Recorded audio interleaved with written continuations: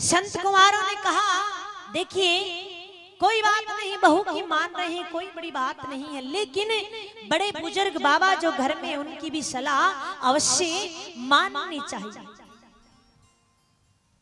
नारद जी ने कहा ऐसा हो नहीं रहा है, मेरे को कहीं भी शांति नहीं मिली। अब मैं घूमता घूमता श्रीधाम वृंदावन आ गया और वृंदावन आकर मैंने एक बहुत बड़ा कौतुक देखा। क्या देखा?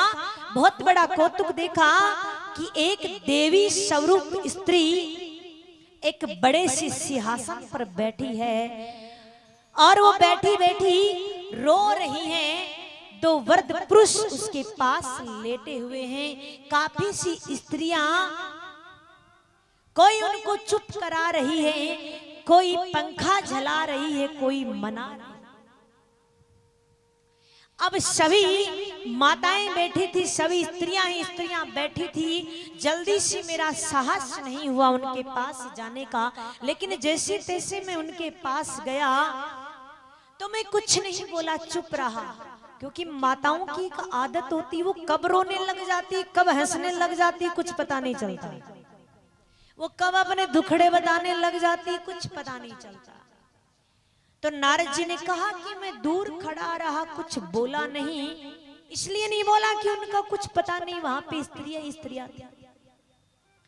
उन्हें सबको देखकर मैं वहां से चुपचाप चल पड़ा और जैसे ही मैं वहां से चुपचाप चल पड़ा तो उस स्त्री ने आवाज लगाई, भो भो साधुना, रुकिए रुकिए महात्मा, आप कहां जा रहे हैं? पता नहीं कौन से जीवन का मेरा सत्कर्म किया हुआ, उस कौन सा पुण्य उदय हुआ है जिसके कारण आज आपके दर्शन हुए हैं। महात्मा आप रुकिए और मेरे कष्ट की निवृत्ति कर कर जाइए।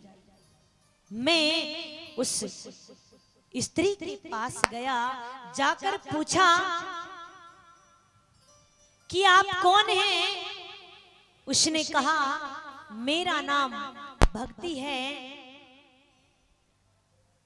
और पूछा कि आपके पास में ये जो वर्द पुरुष दो लेटे हुए हैं ये कौन है? कहा ये मेरे बेटे हैं ज्ञान और वैराग्य।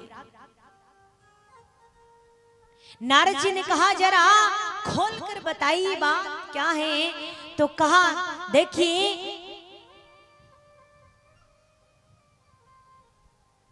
मैं सब जगह घूम ली, कहीं कहीं पर मेरा मान सम्मान हुआ, कहीं कहीं पर पाखंडियों ने मुझे नोचना चाहा, लेकिन जैसे तैसे भागकर मैं वहां से निकली और सीधा वृंदावन पहुंची तो मैं तरुणी हो गई, यौवन अवस्था मैंने वापस प्राप्त कर ली। लेकिन मेरे जो ये दो बेटे हैं ज्ञान और वैराग्य, ये अभी तक वृद्ध। कहा ये स्त्रियां कौन हैं? बोले ये सभी नदियां।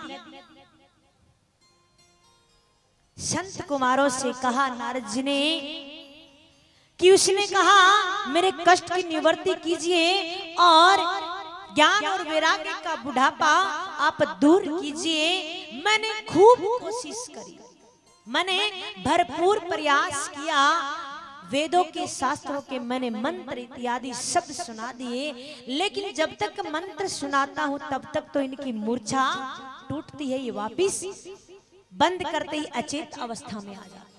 और कहा कि गीता पाठे मोहर मो। मैंने गीता जी का पाठ बार बार सुनाया, लेकिन जब तक वो सुनते हैं तब तक तो उनकी मूर्छा खुलती है और जैसे ही मैं बंद हो जाता हूँ वापिस अचेत अवस्था में आ जाते हैं। अब महाराज जब मैं ये सुना रहा था उसी समय एक आकाशवाणी हुई थी और उस आकाशवाणी ने ये कहा था कि आप नारद जी सत्कर्म कीजिए, आप अगर सत्कर्म करेंगे तभी जाकर इनका बुढ़ापा दूर हो सकता है। अब उस आकाशवाणी ने ना तो कोई नाम बताया कि सत्कर्म क्या है, ना किसी संत का नाम बताया कि किसी संत के पास मिलेगी, ना किसी वैद्य का नाम बताया कि ये कौन सी दवा है जो किसी वैद्य के पास मिलेगी। अब मैं तो वहां से चल पड़ा और यही खोज रहा हूं कि ये सत्कर्म क्या है। मैं यही खोज रहा हूं कि सत्कर्म क्या है। अब आप ही मुझे बताइए कि ये सत्कर्म क्या है।